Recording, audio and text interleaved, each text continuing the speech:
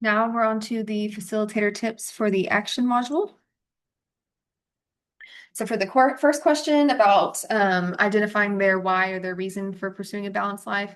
you can have participants kind of go around, whoever is willing to speak, and say both their motivations and the practices they want to implement out loud to kind of help give others ideas, because some people might struggle with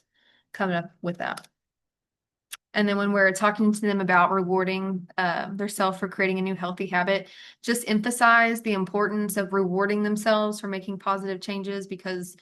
human nature, and not just human nature, also animal nature, is to move towards rewards and pleasure and away from suffering, right? So they can use this tendency to move towards reward to help ensure their progress on implementing wellness practices. It's just like what we do, hopefully with kids, right? We give them positive rewards whenever they do something that we want to encourage, a behavior that we want them to keep doing. We're going to hopefully reward them for it so that they will associate that behavior with positive outcomes. Eventually, I think the behaviors themselves will just be rewarding enough, because they will help people feel good, and they'll start to see that. But until you kind of have that experience of seeing how good the consistent behavior is for you and how much it helps, it's good to pair those new behaviors and habits with something that's already rewarding. And then when we're asking them about the distractions and unhealthy habits that they would be willing to give up or reduce to prioritize their wellness, one of the main reasons why people struggle to implement healthy behaviors is because they believe they do not have enough time. So it can be helpful to facilitate a discussion about all the ways in which we spend our time on things that do not serve us and how we can use our time more effectively. However, it is also important to validate how many of us actually are very busy and overworked, which does decrease time for wellness. We can both acknowledge our limited time and also explore ways to use the time we do have in a way that serves us better.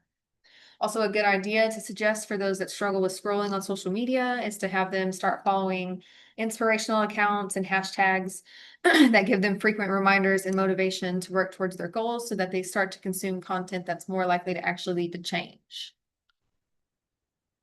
And then when asking them to identify like barriers that they face that make adding in wellness practices difficult, it can be helpful to facilitate a discussion on what has made making changes hard for them in the past to help them identify those barriers, and then what causes them to want to give up, and ways in which they could approach change differently this time. About the resources that they may have available to them to help them kind of navigate those barriers.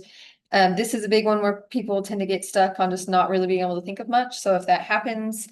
it would be good to kind of go around the room again and ask people to share what barriers they face and kind of the resources that they might be able to use to help with that, because that might share some resources that people didn't know about, or might help them remember or identify some that they just weren't thinking of.